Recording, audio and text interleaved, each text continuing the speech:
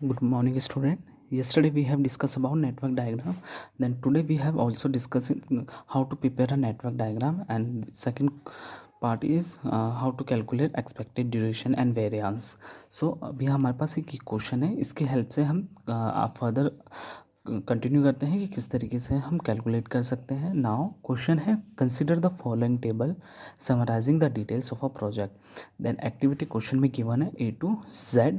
Then predecessor number हमें given है, alphabet given है, ए ब्लैंक है, बी सी भी ब्लैंक है. देन आगे फर्दर हमें दिया है A B C C E F D H और जी. इसकी हेल्प से हम प्रोजेक्ट नेटवर्क डायग्राम प्रिपेयर करते हैं, फाइंड आउट करते हैं. देन गिवन है ओ मीन्स ऑप्टिमिस्टिक टाइम होता है, M means most likely time, P for pessimistic time. ठीक है, ड्यूरेशन वीक्स दिए हैं हमें गिवन.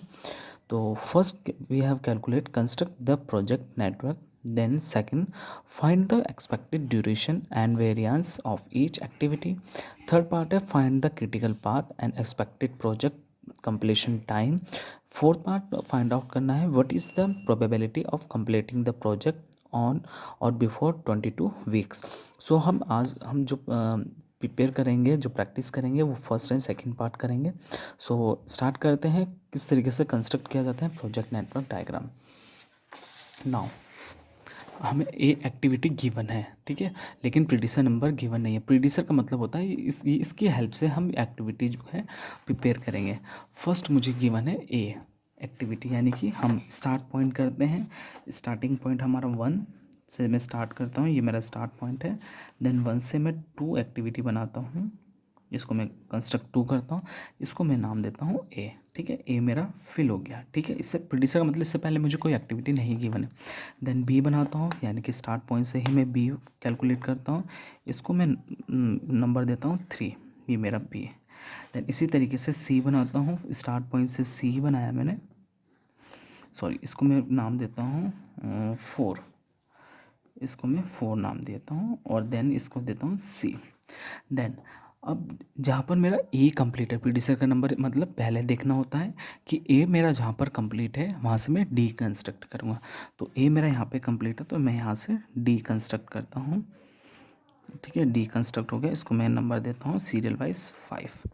ठीक है, देन जहाँ पे मेरा बी कंप्लीट है वहाँ से मैं ई स्टार्ट करना है मुझे, और ई एक जगह और मुझे दिया है, वहीं पे मेरा एच भी आना चाहिए. तो मैं अभी देखता हूँ, बी से मैं स्टार्ट करता हूँ.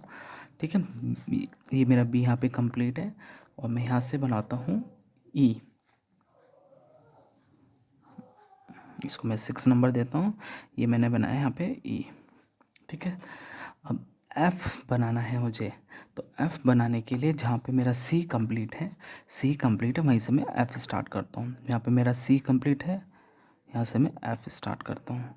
तो मेरा आ गया F serial wise, A B C D E F serial wise बन रहा है. अब जहाँ पर मेरा सी कंप्लीट है वहीं से मुझे एच जी भी बनाना है. तो वहीं से मैं जी भी बनाऊँगा. तो कैसे बनाऊँगा, यहाँ पे मेरा सी कंप्लीट है, तो मैं यहीं से मैं क्या बनाऊँगा, जी. ये मैंने जी बनाया, और इसको मैंने दिया 7. ठीक है, इस तरीके से. अब जहाँ मुझे एच एक्टिविटी बनानी है, तो मेरा ई भी वहीं पे कंप्लीट होना चाहिए, एफ़ भी कंप्लीट होना चाहिए.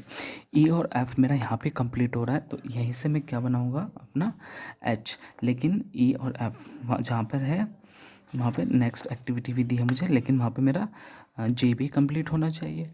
तो मेरा जो कंप्लीट होगा मैं इसको यहाँ से बनाऊँगा. ठीक है, ये मेरा हो गया एच. ई और एफ़ यहाँ से कंप्लीट हो रखा था, ई और एफ़ कंप्लीट है मेरा, वहाँ से मैंने ए बना दिया एच.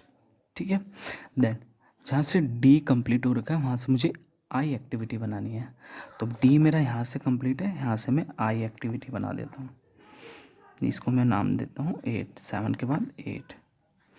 देन जहाँ से मेरा जी और एच, जी है और एच यहाँ पे ख़त्म हो रखा, वहाँ से मैं क्या बनाता हूँ, जे. तो मैं यहाँ पे इसको क्लोज कर देता हूँ, ये बन जाएगा मेरा जे. आई होप ये चीज़ आपको समझ में आया होगा किस तरीके से मैंने कंस्ट्रक्ट किया है. ठीक है, तो ये मेरा फर्स्ट जो पार्ट था, ए पार्ट, ये मेरा कंप्लीट हो चुका है. ठीक है, क्रिटिकल पार्ट बोला था, सॉरी प्रोजेक्ट नेटवर्क बोला था फाइंड आउट करने के लिए, कंस्ट्रक्ट करने के लिए, ये मैंने कंस्ट्रक्ट कर दिया है. ठीक है, नाउ बी पार्ट हम करते हैं. बी पार्ट कैसे किया जाता है, find the expected duration and variance of each activity. Expected duration मुझे फाइंड आउट करना है, तो मुझे इसके लिए कॉलम बनाना होता है। एक्सपेक्टेड ड्यूरेशन का बना देता हूँ मैं अपना, ये बन जाता है मेरा। एक्सपेक्टेड ड्यूरेशन को ही मीन ड्यूरेशन भी बोलते हैं, तो मैं इसको यहाँ पे लिख देता हूँ मीन ड्यूरेशन। ठीक है, मीन ड्यूरेशन लिखा मैंने। देन मुझे एक्सपेक्टेड टाइम बनाना होता है। नेक्स्ट कॉलम होता है मेरा वेरिएंस का। नेक्स्ट कॉलम है मेरा वेरिएंस। ठीक है, सेकंड क्वेश्चन में we have find the expected duration and variance of each activity. हर ईच एक्टिविटी का मुझे मीन ड्यूरेशन निकालना है एंड वेरिएशंस निकालने हैं। वेरिएंस कैसे कैलकुलेट किया जाता है, मीन ड्यूरेशन, वो मैं अभी आपको बताता हूँ। देखिए, मीन ड्यूरेशन के लिए फॉर्मूला होता है। मीन ड्यूरेशन के लिए फॉर्मूला क्या होता है, अगर मुझे मीन ड्यूरेशन कैलकुलेट करना है, देन मीन ड्यूरेशन को ही हम क्या बोलते हैं, एक्सपेक्टेड ड्यूरेशन भी बोलते हैं। मैं इसको ऐसे लिख देता हूँ, एक्सपेक्टेड ड्यूरेशन। इसको मैं जो डिनोट करता हूँ वो मैं करता हूँ इसको टी ई से। ठीक है, टी ई से एक्सपेक्टेड ड्यूरेशन या एक्सपेक्टेड टाइम इक्वल्स टू होता है ऑप्टिमिस्टिक टाइम, शॉर्ट में लिख रहा हूँ optimistic time plus 4 multiply most likely time plus pessimistic time divided by 6। ये फॉर्मूला होता है मेरा मीन ड्यूरेशन या एक्सपेक्टेड टाइम कैलकुलेट करने का। Optimistic time plus 4 multiply most likely time plus pessimistic time divided by 6।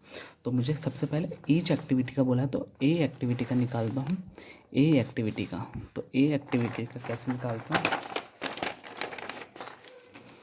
A activity का निकालना है तो ए इक्वल्स टू ऑप्टिमिस्टिक टाइम मुझे कितना गिवन है 5 plus 4 multiply most likely time 6 plus pessimistic time मेरा 7। ठीक है, डिवाइडेड बाय 6 करता हूँ, तो ये कितना आ जाता है 4 6 24 प्लस 7 डिवाइडेड बाय 6 29, तो 7 36 डिवाइडेड बाय 6 6 1 6 6 6 36। तो ये मेरा 6 कैलकुलेट हो गया है। तो ये 6 जो मैं यहाँ पे लिख देता हूँ मीन ड्यूरेशन में। इसी तरीके से मैं बी एक्टिविटी का कैलकुलेट करता हूँ।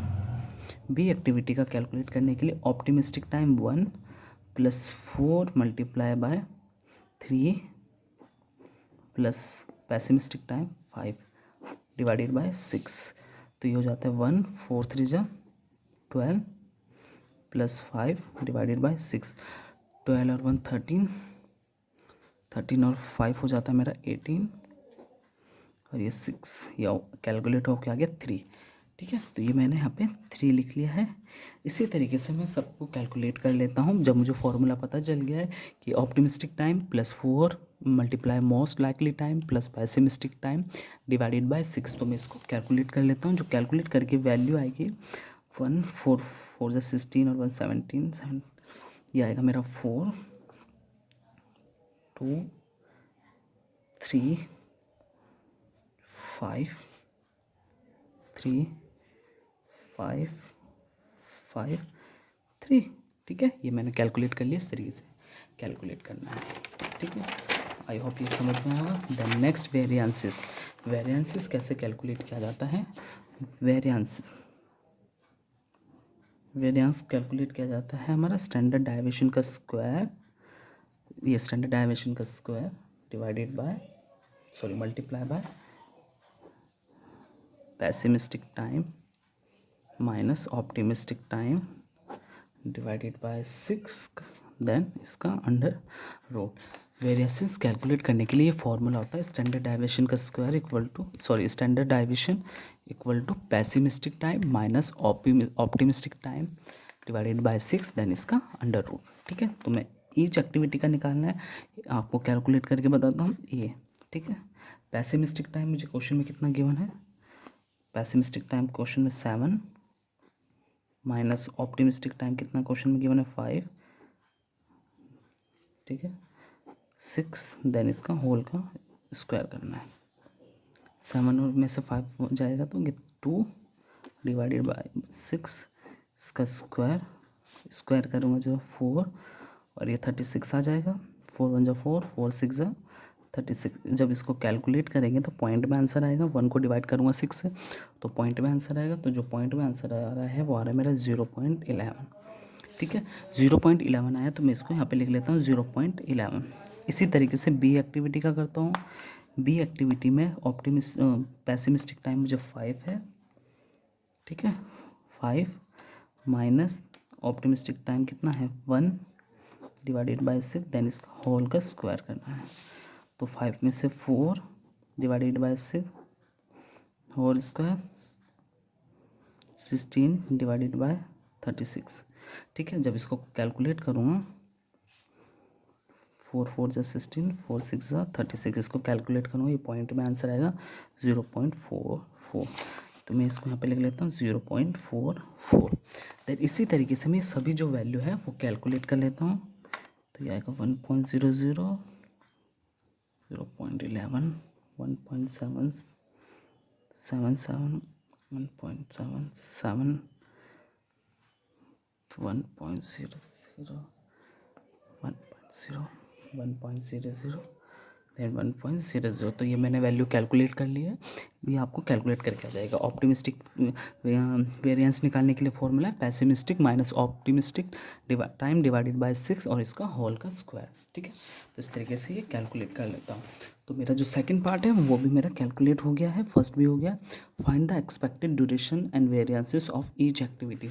ईच एक्टिविटी का हमने मीन ड्यूरेशन भी कैलकुलेट कर लिया, वेरिएंसेस भी कैलकुलेट कर लिया है। देन प्रोजेक्ट जो नेटवर्क है वो भी मैंने कंस्ट्रक्ट कर लिया है। आई होप ये चीज़ आपको समझ में आ गई। जो नेक्स्ट सेकंड पार्ट है वो हम कल पढ़ेंगे, कल कैलकुलेट करेंगे किस तरीके से फाइंड आउट की जाती है, ठीक है। तो अगर आपको कोई चीज़ समझ नहीं है तो आप कमेंट करके पूछ सकते हैं। Thank you.